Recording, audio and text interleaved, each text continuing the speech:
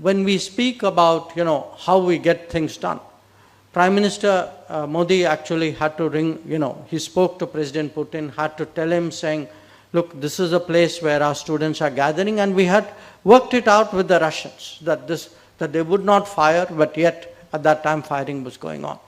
And this enabled actually those students to move there, and then they gathered, and then we were able to get them out.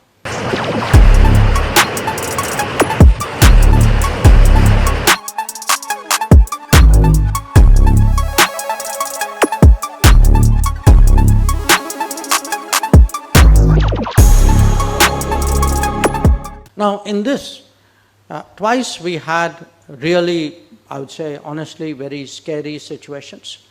One was where we had actually arranged for students to, this was a town which was being bombarded by shells. Unfortunately, one student who had gone out shopping was actually killed as a result.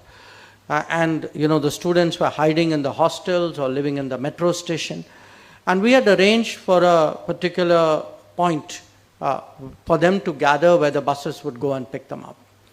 And to our, I would say shock, we found that as they were to move, that particular place and the way to that place, the shells started falling near it.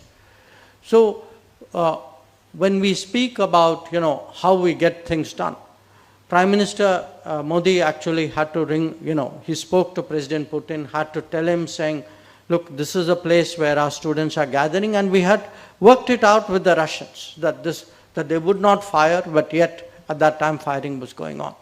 And this enabled actually those students to move there, and then they gathered, and then we were able to get them out. The second one, which happened a few days later, was actually even more difficult. Because this was another town, it was a town in the north, and the firing was more intense, it was less disciplined, you could say, in a way. It was also, the students had been, I mean, just imagine staying in your hostel. Every day you are hearing the sound of firing, sometimes you are hearing some explosion close by, and we used to be talking to them continuously through this process because it was like keeping up their morale.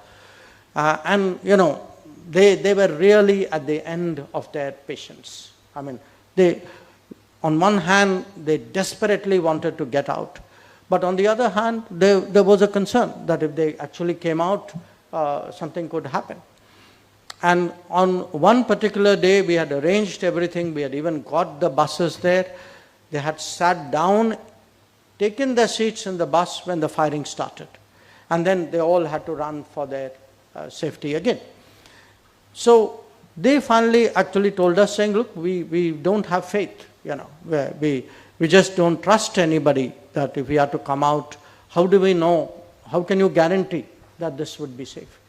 So again, what we had to do was, we had Mr. Modi speak to President Putin, speak to the Ukrainian President, Mr. Zelensky. Then we sat down and we had to work with them a particular route, saying this is the safe route, this will be guaranteed by everybody. But understandably, the students said, no, we are not, we are still not willing to trust people because their experience had been very bad.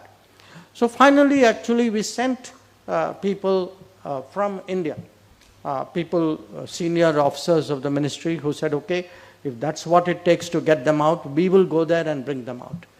So finally, the fact that Prime Minister spoke to the two presidents, we got a ceasefire for some time, we got a safe passage, and we were able to actually give the students the confidence that the buses which have come, the people who have come, is actually proof that you can now board the buses and we'll bring you back.